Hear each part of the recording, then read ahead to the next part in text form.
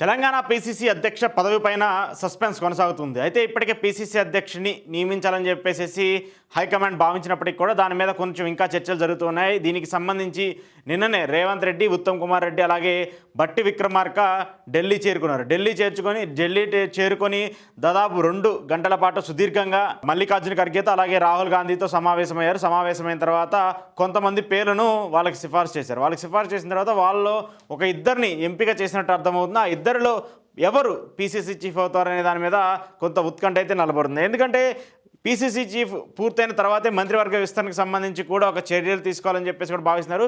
ఆ మంత్రివర్గానికి సంబంధించి ఎవరెవరు ఉండాలి, ఆ పేర్లు ఎవరు, ఏ శాఖలు ఎవరికి అప్పగించాలనే పైన కూడా నిర్ణయం తీసుకున్నప్పుడు తెలుస్తుంది. కానీ దానికంటే ముందు పీసీసీ అధ్యక్షుని ఖరారు చేయాలని చెప్పేసి కాంగ్రెస్ అధిష్టానం భావిస్తుంది. ఒక్కసారి దానికి సంబంధించి చూసుకుంటే ఈ ఇద్దరిలో ఎవరో పీసీసీ చీఫ్గా మహేష్ కుమార్ గౌడ్, మధు యాష్కి గౌడ్లకు ఒకరికి ఛాన్స్, ఏఐసీసీ నుంచి అధికారిక ప్రకటించే ఛాన్స్, ఢిల్లీలో ఖర్గే, రాహుల్, కేసీ వేణుగోపాల్తో సీఎం రేవంత్ సహా రాష్ట్ర ముఖ్య నేతల భేటీ, సుమారు 2 గంటల పాటు చర్చలు, మహేష్ కుమార్ గౌడ్, మధు యాష్కి గౌడ్ల ఎంపికపై చర్చ, నిర్ణయాధికారం తమకు వదిలేయాలన్న అధిష్టానం, పీసీసీ అధ్యక్షుడి ప్రకటన తర్వాతే మంత్రివర్గ విస్తరణ. టీపీసీసీ కొత్త అధ్యక్షుడి ఎంపిక వ్యవహారంలో కాంగ్రెస్ అధిష్టానం ఓ నిర్ణయానికి వచ్చింది. తెలంగాణ పార్టీ పగ్గాలను బీసీ నేతకు అప్పగించాలనే అభిప్రాయానికి ఢిల్లీ పెద్దలు వచ్చినట్లు తెలుస్తుంది. రాష్ట్ర నేతలు వెలిబుచ్చిన అభిప్రాయాలు, సామాజిక సమీకరణాల పరిగణలోకి తీసుకున్న హైకమాండ్ బీసీ సామాజిక వర్గానికి చెందిన సీనియర్ నేతలైన మహేష్ కుమార్ గౌడ్, మధు యాష్కి గౌడ్లో ఎవరో ఒకరికి పీసీసీ అధ్యక్ష పదవి కట్టబెట్టే అవకాశం ఉన్నట్లు పార్టీ వర్గాలు వెల్లడించాయి. శుక్రవారం ఏఐసీసీ ప్రధాన కార్యాలయంలో తెలంగాణ పార్టీ ముఖ్యులతో జరిగిన చర్చల్లో పీసీసీ అధ్యక్షుడి ఎంపిక కసరత్తులో ఓ కొలిక్కి వచ్చిందని సమాచారం. ఏ క్షణమైనా ప్రకటన వెలువడే అవకాశం ఉందని ఏఐసీసీ వర్గాలు చెబుతున్నాయి. పీసీసీ అధ్యక్షుడి నియామక ప్రక్రియ పూర్తయిన తర్వాత మంత్రివర్గ విస్తరణకు సంబంధించి ఉంటుందని చెప్పేసి తెలిపారు.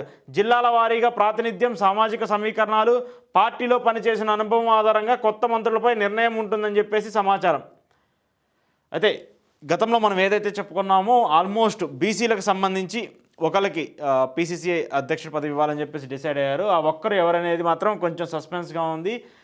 మహేష్ కుమార్ గౌడ లేదంటే మధు యాష్కి గౌడ. మధు యాష్కి గౌడ్ చాలా సీనియర్గా ఉన్నారు. ఆయన పార్టీకి సంబంధించి చాలా కీలకంగా పనిచేసినటువంటి వ్యక్తి.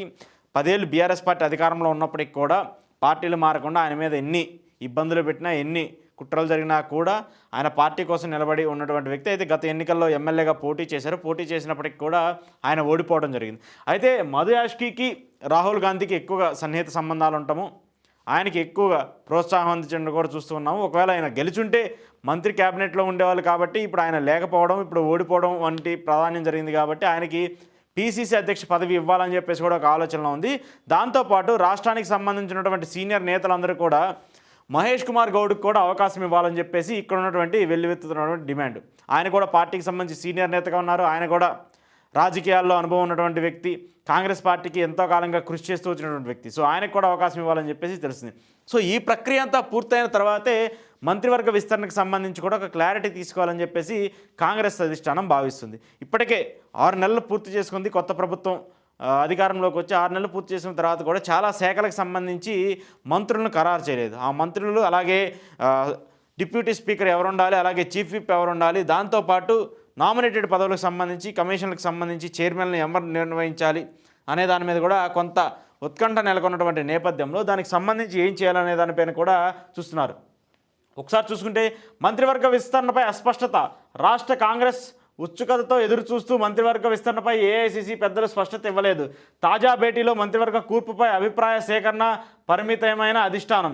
దానిపై మరోమారు చర్చిద్దామంటూ వాయిదా వేసినట్లు తెలిసింది. పీసీసీ అధ్యక్షుడి నియామకమయ్యాక దీనిపై చర్చిస్తారనే ప్రచారం జరుగుతుంది. ఇక బీఆర్ఎస్ నుంచి పార్టీలో చేరిన ఎమ్మెల్యేలు దాలం నాగేందర్, తెల్లం వెంకట్రావు, కాల యాదయ్య, సంజయ్ కుమార్, గూడెం మహిపాల్ రెడ్డి, బండ్ల కృష్ణమోహన్ రెడ్డిలకు సంబంధించి కొన్ని డిమాండ్లు ఉన్నాయంటూ వీరికి కార్పొరేషన్ పదవులు కట్టబెట్టాలనే ప్రతిపాదనను హైకమాండ్ ముందు ఉంచినట్టు రాష్ట్ర నేతలు ఉంచినట్లు తెలిసింది. దీనికి హైకమాండ్ అంగీకరించినట్లు సమాచారం.